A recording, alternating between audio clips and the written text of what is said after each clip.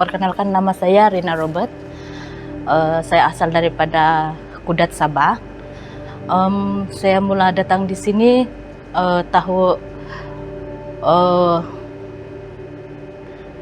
saya mula beribadah di sini. Mula datang di sini tahun 2006, 2007 sebab saya sambung studi. Selepas itu saya mula bekerja dalam 2010 dan sepanjang saya di sini memang saya banyak pergi church, tapi tidak menentu. Dia punya masa tidak menentu. Maksud saya terumbang-ambing dalam pertumbuhan rohani. Saya itu terumbang-ambing karena saya bukan hanya konsisten pada satu gereja, tapi saya pergi ke beberapa gereja dan saya melalui gereja-gereja itu saya tidak dapat apa yang saya mau, dan sehinggalah 2019 saya mulai beribadah di gereja ini, SIB City Life, di mana melalui gereja ini saya dapat rasakan sesuatu perubahan di mana saya boleh rohani saya boleh bertumbuh. Jadi saya ambil keputusan untuk konsisten beribadah di sini.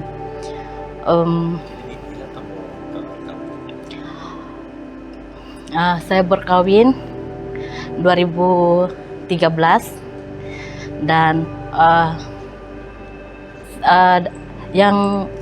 tapi untuk yang macam beribadah ini saya tahu lah, mungkin saya susah sedikit mau mendorong pasangan saya, sebab saya pun dalam proses untuk mencari diri saya, apa yang saya mau, untuk apa sebenarnya fokus hidup saya.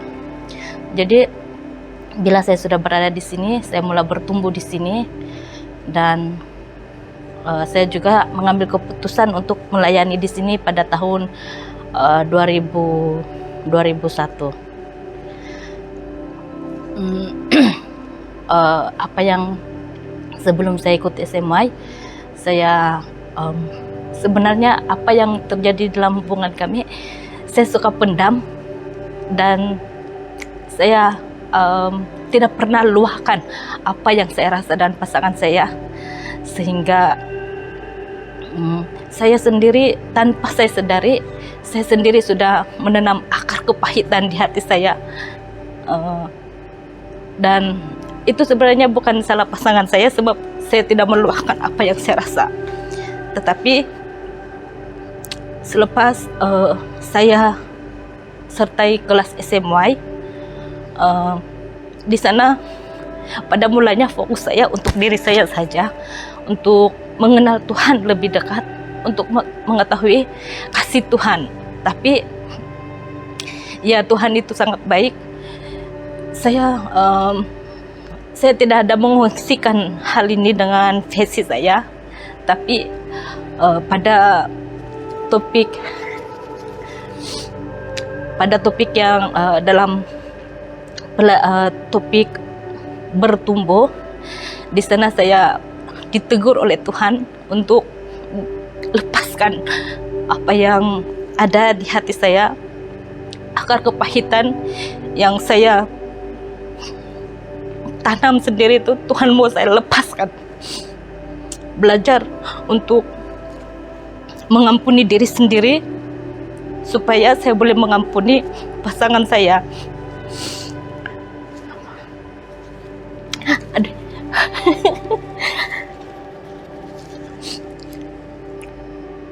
Ya, kalau cakap pasal perasaan ini, lelaki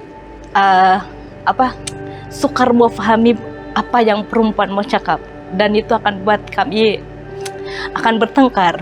Jadi saya tidak suka untuk bertikam lidah, saya tidak suka untuk kami bermasam muka.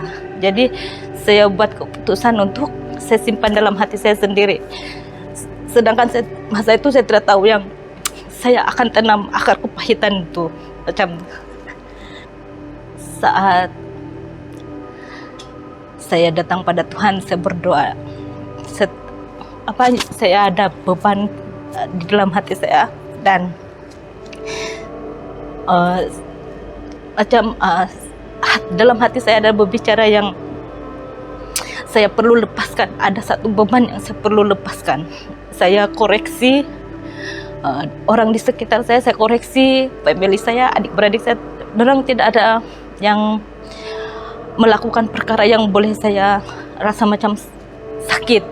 Jadi apa yang saya dapat, Tuhan sadarkan saya yang saya ada sesuatu yang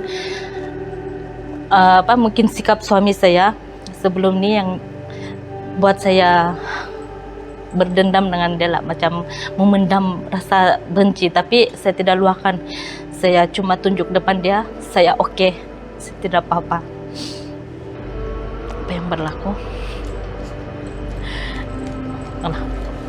Apa yang saya buat? Selepas saya tahu itu adalah beban yang saya simpan selama ini, saya datang pada Tuhan saat kita ada buat masa back to camp. Kita ada buat sesi di mana topik masa itu ialah kuasa pengampunan dan kuasa pemulihan, di mana saya ambil keputusan untuk berada di masa altar call, dan saya bersungguh-sungguh berdoa dengan Tuhan. Saya mau buang semua kepahitan itu. Saya mau mengampuni diri saya mau mengampuni suami saya. Satu, Tuhan memang dengar saya, dan saya tidak sadar macam mana keadaan saya masa itu. Saya rasa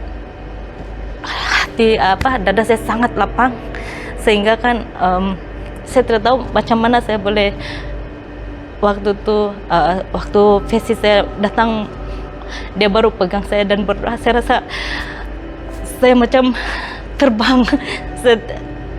Perasaan itu susah mau digambarkan, tapi saya memang rasa freedom, bebas. Saya punya beban yang ada dalam hati saya kan memang sudah saya lepaskan. Saya memang rasa yang dada saya sangat lapang waktu itu. Ya lepas saya percaya saya memang sudah dipulihkan, dan waktu dalam grup memang saya tidak ada kongsi dengan Fesi saya, tapi Fesi saya ada selepas sesi kedua dalam BC itu, Fesi saya ada bertanya juga, apa perkara yang sebenarnya kamu tidak ada kongsikan dengan kami, dia cakap. Lepas itu saya beritahulah apa yang saya tidak kongsikan. Lepas itu Fesi saya bagi saya nasihat, mendorong saya untuk untuk face masalah itu, bersemuka dengan suami saya, katakan yang saya ada bersalah dengan dia, saya minta maaf. Ya saya lakukan itu, dan saya bersyukur sebab saya percaya itu penyertaan Tuhan. Suami saya, dia bila saya cakap macam itu dengan dia oke saja. Dia cakap dengan saya, kamu berdendam dengan saya kah? Saya cakap, oh tidak, sebab itu pribadi saya yang dulu yang saya sendiri pendam, saya tidak cakap dengan kamu. Jadi saya minta maaf, saya cakap macam itu. Lepas itu saya bersyukur Tuhan beri saya kekuatan, keberanian untuk sama-sama berdoa dengan suami saya, sebab memang suami saya sebelum ini pun saya sukar untuk bawa dia berdoa bersama. Tapi saya percaya hari itu memang Tuhan sudah pulihkan hubungan kami, dimana bila saya bawa dia berdoa, dia offline pun dia letak tepi, lepas itu dia duduk depan saya, kami sama-sama berdoa lah.